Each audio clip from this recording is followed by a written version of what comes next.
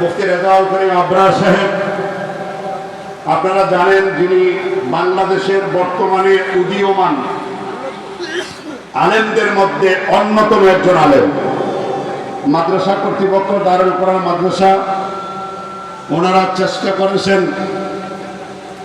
ওনাকে আনার জন্য, কিন্তু আন্তর্জাতিক দায়িত্বের কারণে উনি আসতে পারে নাই।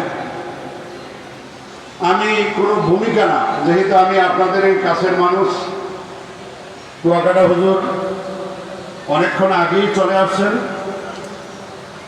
নামাজ পড়তেছেন।